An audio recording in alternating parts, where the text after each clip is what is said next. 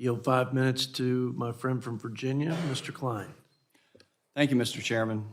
Contrary to what you're hearing today and what you might hear coming out of the White House press room, the fiscal state of our great nation is in desperate need of a reality check. And facing this looming fiscal crisis, House Republicans have risen to the occasion. We passed the Limit, Save, Grow Act, a package of fiscal reforms and pro-growth policies to protect the full faith and credit of the United States, but ensure that we will not accrue debt as we have over the past few decades.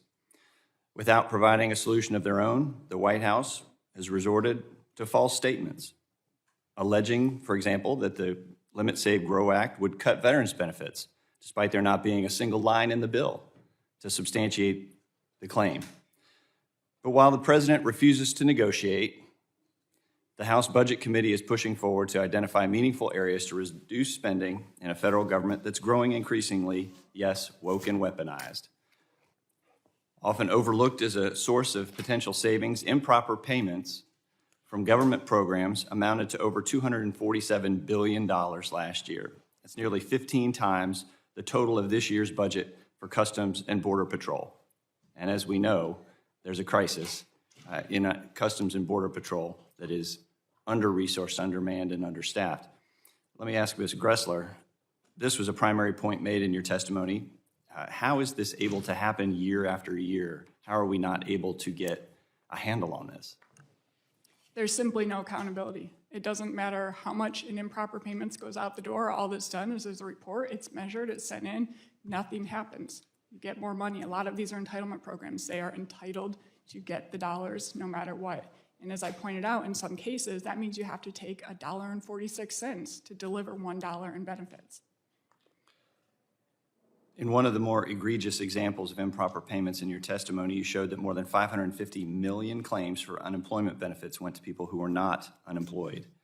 To what degree do you think that the rapid expansion of these benefits throughout the COVID pandemic played a part in this? And have you noticed any other contributing factors to increased rates of improper payments in your research? Yeah, I think that the federal unemployment pandemic programs created a perfect storm. The state systems were already outdated, but then the federal government stepped in and they imposed these standards on the states that they could not follow through with. Essentially, anybody could qualify for an unemployment insurance benefit. You simply had to say, I've been affected by COVID-19. There were no income checks, and the impetus was told to the states, get the money out the door quickly, we'll check it afterwards. Well, we've seen what has happened is that they're not checking it afterwards, and it's very difficult to get the money back once it's out the door. One of the most egregious ones is the only one I can point to is a rapper in California who made a YouTube video called EDD for California's Employment Development Department, and he's sitting there with a video showing the stacks of EBT cards and saying, hey, you gotta go sell cocaine, all I gotta do is file a claim. So yes, they got him, but they're not getting the Chinese state-sponsored hackers, they're not getting the international crime rings, and so we're bringing in a couple million, maybe even $1 billion here and there, when $357 billion went to people who were not unemployed. And it's having an impact on our ability to fight the international drug trade, secure our border, and any other number of important priorities of this government. Mr. Ebel, nonsensical climate regulations also present prime opportunities for reductions in spending. For example, the EPA received $10 billion for FY23 to enact regulations such as their new WOTUS rule that burdens farmers, and by proposing stringent tailpipe emission standards to target an overwhelming majority of passenger vehicles. Further, the Office of Energy Efficiency and Renewable Energy received $3.2 billion for FY23 to go after Americans' gas stoves, washing machines, refrigerators, light bulbs.